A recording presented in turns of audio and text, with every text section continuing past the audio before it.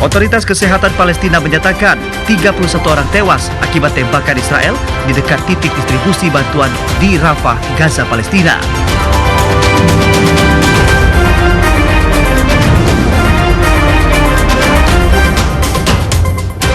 Setidaknya 7 orang tewas dan 69 luka-luka ketika 2 jembatan meledak di wilayah terpisah Rusia yang berbatasan dengan Ukraina.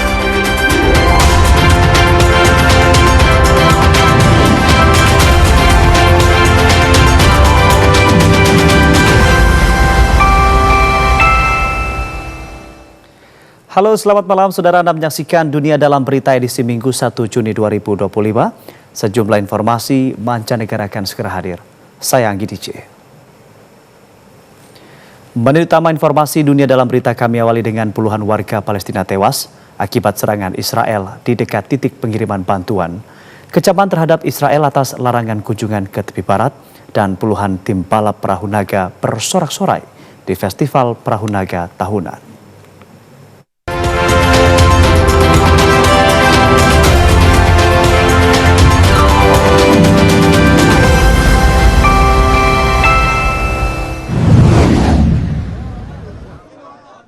Otoritas Kesehatan Palestina menyatakan 31 orang tewas akibat tembakan Israel di dekat titik distribusi bantuan di Rafah, Gaza, Palestina. Organisasi Bulan Sabit Merah Palestina setempat mengatakan tim medisnya telah menemukan 23 jenazah warga Palestina dan merawat 23 lainnya yang terluka di dekat tempat pengumpulan bantuan di Rafah. Seorang ayah Palestina yang juga seorang dokter yang kehilangan 9 anaknya dalam serangan udara Israel di kota Khan Yunis, Gaza Selatan, meninggal karena luka yang diderita dalam serangan yang sama. Hal tersebut disampaikan pejabat kesehatan setempat hari ini. Dr. Hamdi Al-Najjar terluka parah ketika pasukan Israel mengebom rumahnya pada 24 Mei. Ia terluka parah namun 9 anaknya tewas akibat serangan Israel tersebut. Satu-satunya anaknya yang selamat bernama Adam dan suaminya Dr. Hamdi Al-Najjar. Keduanya terluka parah. Warga Palestina yang terluka dipindahkan ke Rumah Sakit Nasir di Khan Yunis, Gaza hari ini setelah serangan udara Israel menghantam dekat titik distribusi bantuan, menewaskan sedikitnya 30 orang di Rafah. Militer Israel berdalih pasukannya melepaskan tembakan peringatan di area luar kompleks untuk memulihkan kendali ketika ribuan warga Palestina bergegas ke lokasi distribusi bantuan.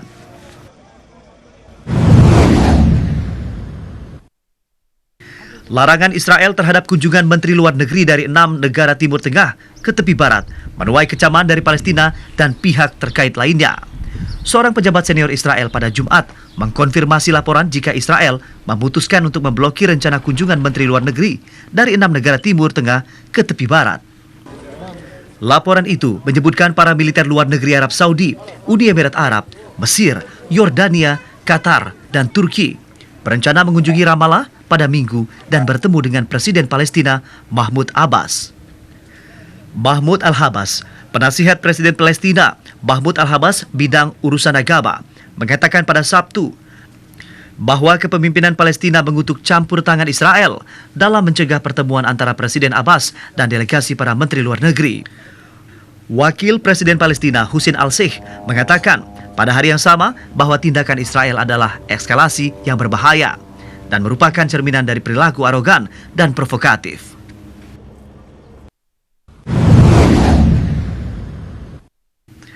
Kementerian Pertahanan Rusia mengatakan pada Sabtu bahwa pasukan Rusia telah menguasai desa Vodolaha di Oblast Sami dan desa Nopele di wilayah Donetsk. Menurut Kementerian Pertahanan Rusia, dalam 24 jam terakhir, pasukan Rusia telah berhasil menghalau beberapa serangan Ukraina dan melancarkan beberapa serangan ke arah Sami, Kharkiv, Donetsk, Zaporizhia, dan Kherson. Pada hari yang sama, Oleksandr Syrskyi, Panglima Angkatan Bersenjata Ukraina, mengatakan bahwa pasukan Ukraina menggunakan senjata presisi jarak jauh pada bulan Mei untuk menyerang 58 sasaran area belakang di Rusia, termasuk fasilitas produksi amunisi dan pabrik drone. Syrskyi menyatakan intensitas pertempuran di arah Zaporizhia telah meningkat secara signifikan, dengan pasukan Rusia melancarkan berbagai serangan di wilayah tersebut.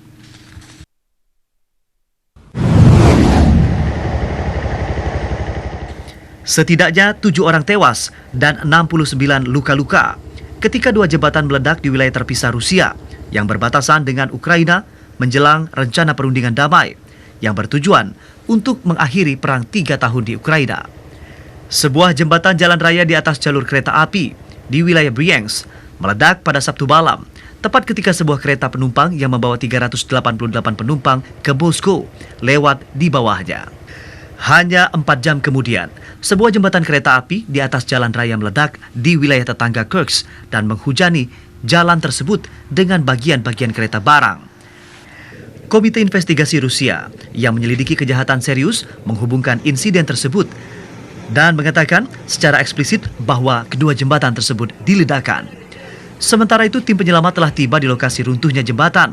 Mereka mengevakuasi kendaraan yang jatuh dari bawah jembatan dengan menggunakan alat berat. Mereka juga tengah mendinginkan kendaraan jenis truk tersebut dengan semburan air bercampur busa.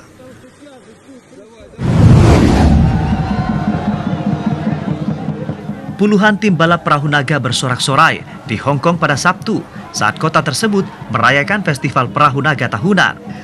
Sebanyak 46 tim berkompetisi dalam Aberdeen Dragon Boat Race untuk memperebutkan total 12 piala dalam kategori berbeda dengan pendayung berasal dari sekolah, perusahaan, tim perahu naga profesional, dan juga sektor LSM.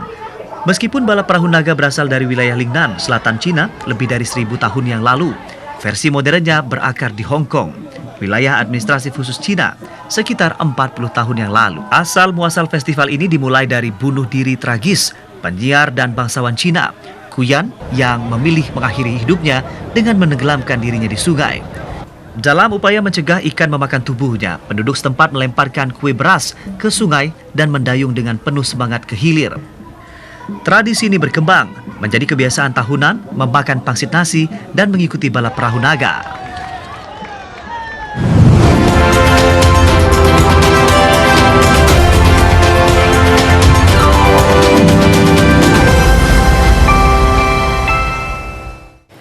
Dunia dalam berita masih akan kembali dengan informasi lain, di antaranya jumlah warga Palestina yang tewas akibat serangan Israel di jalur Gaza Palestina meningkat menjadi 54.381 jiwa.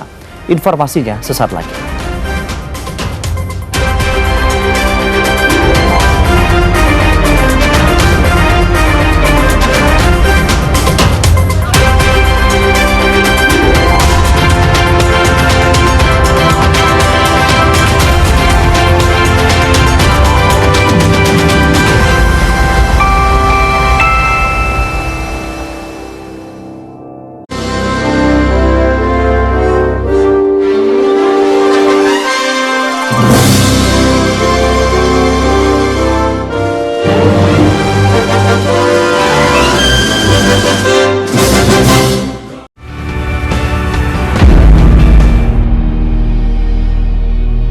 Sosok-sosok inspiratif yang memberikan manfaat bagi masyarakat serta mengangkat realita kehidupan yang terjadi dari berbagai penjuru tanah air. Kalian melihat hijau di mana-mana, krisis air itu nyata. Hal yang berkaitan dengan upaya reforestasi selalu kita gambarkan di mana-mana. Inspirasi Indonesia setiap hari pukul 14.30 waktu Indonesia Barat. Fokus membangun di kampung saya. Kisah keseharian Dr. Dedi dan keluarga akan kembali hadir menemani. Duit ayah banyak, pasti kita jalan-jalan terus kan ya? Sebuah perjalanan yang lebih dalam dan penuh makna tentang pandangan akan problem sosial di sekitar kita. Apaan sih, lepasin? Saksikan Jendela Rumah Kita Reborn Season 2 setiap Kamis pukul 20 waktu Indonesia Barat.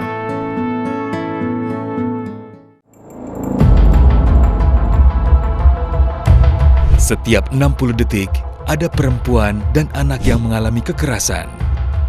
Jika dibiarkan, akan merusak masa depan mereka. Laporkan jika terjadi di sekitar Anda.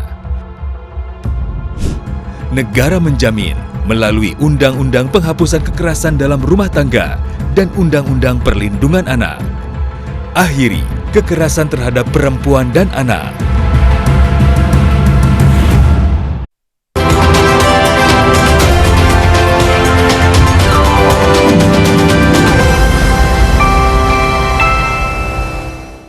Terima kasih Anda kembali bersama kami di Dunia Dalam Berita. Jumlah warga Palestina yang tewas akibat serangan Israel di jalur Gaza Palestina meningkat menjadi 54.381 jiwa. Sementara itu kelompok pejuang Palestina Hamas menyatakan mereka telah menyerahkan tanggapan atas proposal gencatan senjata Gaza kepada mediator. Sejak Israel melanjutkan kampanye militer intensif di Gaza, Palestina pada 18 Maret, sedikitnya 4.117 warga Palestina tewas dan 12.013 lainnya terluka. Jumlah ini menambah total warga Palestina yang tewas di Gaza sejak Oktober 2023 menjadi 54.381 jiwa, sementara 124.054 lainnya terluka. Selama 24 jam terakhir, serangan Israel di berbagai wilayah jalur Gaza menewaskan 60 warga Palestina dan melukai 284 lainnya. Jumlah ini belum termasuk data dari rumah sakit di Gaza Utara yang sulit diakses. Kondisi kemanusiaan di jalur Gaza semakin memburuk setelah Israel melanjutkan serangan militernya di wilayah kantong Palestina itu Maret lalu, menghentikan gencatan senjata yang berlangsung 2 bulan. Sementara itu kelompok pejuang Palestina Hamas menyatakan mereka telah menyerahkan tanggapan terhadap proposal gencatan senjata yang diusulkan utusan khusus Amerika Serikat untuk Timur Tengah, Steve Witkoff, pada mediator. Hamas menyatakan bersedia membebaskan 10 tawanan Israel yang masih hidup dan menyerahkan jenazah 18 orang yang tewas sebagai ganti tahanan Palestina di penjara Israel. Namun Hamas menegaskan kembali tuntutan untuk mengakhiri perang dan menarik pasukan Israel dari Gaza. Utusan Presiden Amerika Serikat Donald Trump untuk Timur Tengah, Steve Witkoff, menyebut tanggapan pejuang Palestina Hamas terhadap proposal gencatan senjata sama sekali tidak dapat diterima. Di antara amandemen yang diajukan Hamas adalah pembebasan para sandera dalam 3 tahap selama gencatan senjata 60 hari dan distribusi bantuan lebih banyak di berbagai wilayah. Hamas juga menginginkan jaminan bahwa kesepakatan tersebut akan mengarah pada gencatan senjata permanen. Keluarga tawanan Israel meminta utusan Amerika Serikat Steve Witkoff untuk memastikan kesepakatan gencatan senjata Gaza dengan segera.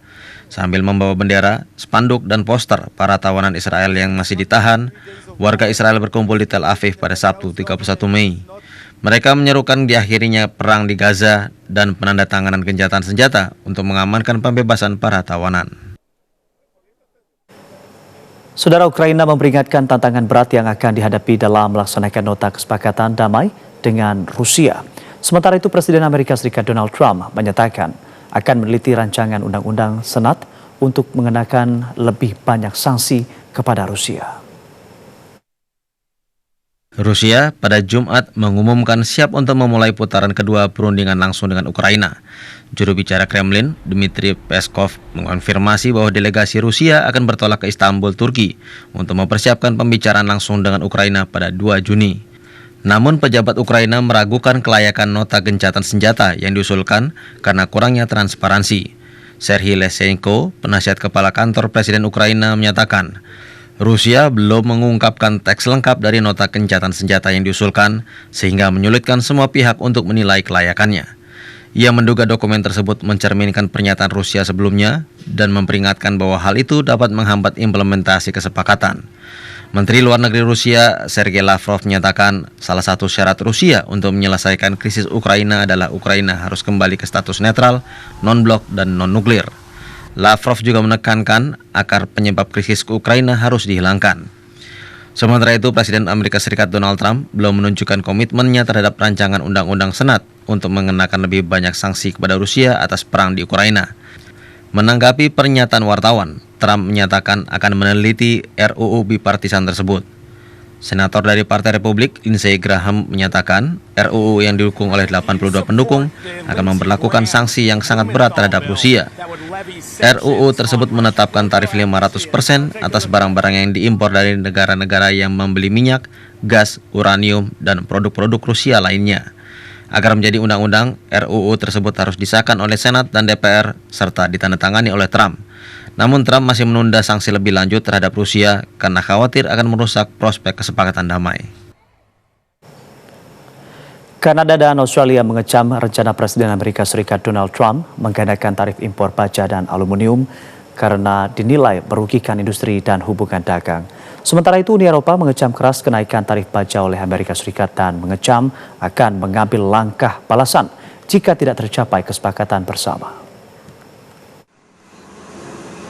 Pemerintah Kanada dan Australia mengecam rencana Presiden Amerika Serikat Donald Trump yang akan menggandakan tarif impor baja dan aluminium menjadi 50%. Kebijakan ini diumumkan Presiden Trump saat kunjungan ke pabrik baja di Pennsylvania, Amerika Serikat dan akan berlaku mulai 4 Juni mendatang.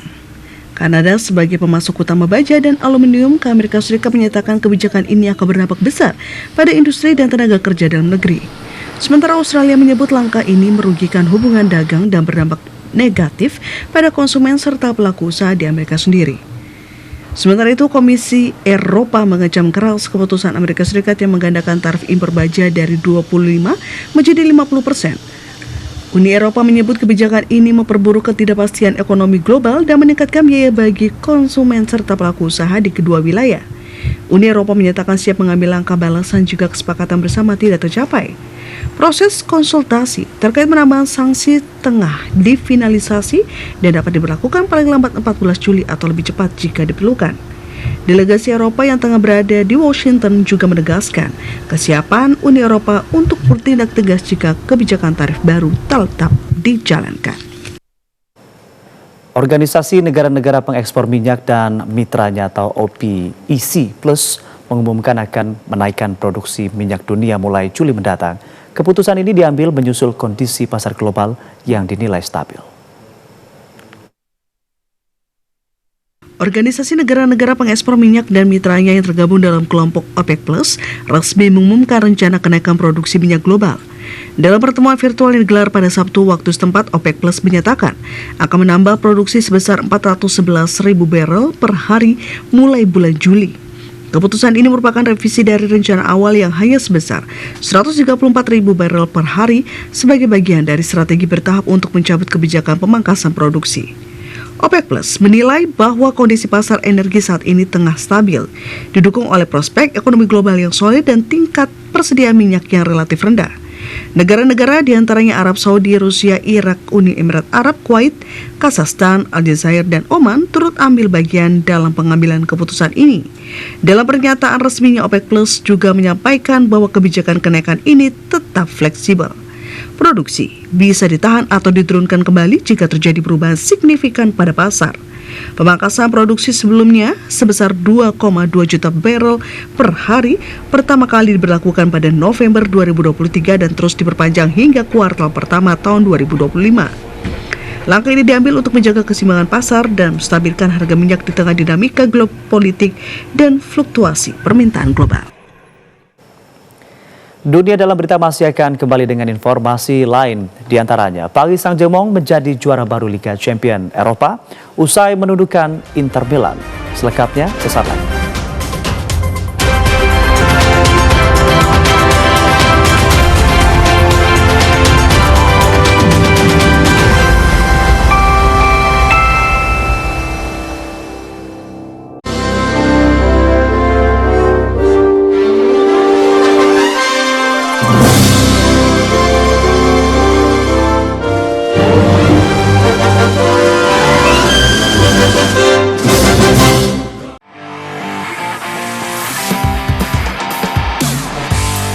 Anda pecinta olahraga?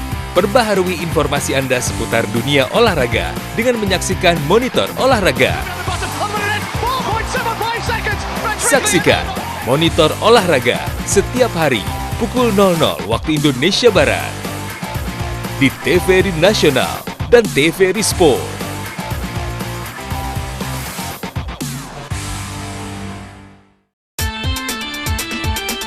Pertandingan bulu tangkis paling bergengsi sejagat raya, BWF Series 2025. Saksikan aksi luar biasa para pebulu tangkis merebut supremasi dunia.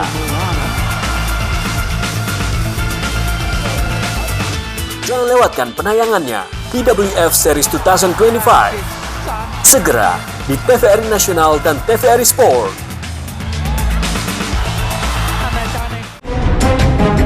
Satu langkah yang membawamu kehilangan segalanya. Tidak hanya menghancurkan tubuh dan pikiranmu, namun juga masa depanmu. Berhenti sebelum terlambat. Pilihan ada di tanganmu. Masa depan atau kehancuran. Jauhi narkoba, Selamatkan generasi Indonesia dari kehancuran.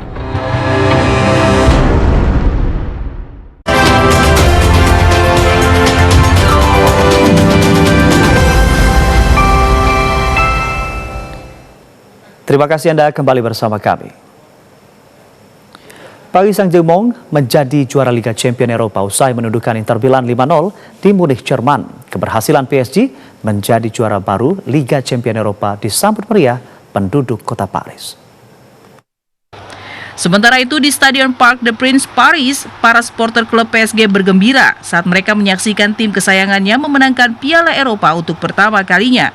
Menonton di layar besar, ribuan pendukung berangkat dan merayakannya saat Desire mencetak 2 gol di Munich untuk menginspirasi PSG meraih kemenangan telak 5-0 atas Inter Milan di final Liga Champions. Ribuan warga Paris memadati Champs-Élysées, menyalakan kembang api dan mengibarkan suar untuk merayakan kemenangan telak tim mereka 5-0 di final Liga Champions Eropa. Kerumunan orang yang bergembira membanjiri jalan ikonik tersebut. Dengan suar merah dan nyanyian nyaring menerangi malam Paris, polisi memasang barikade saat para penggemar menari, bernyanyi dan merayakan kemenangan bersejarah klub mereka.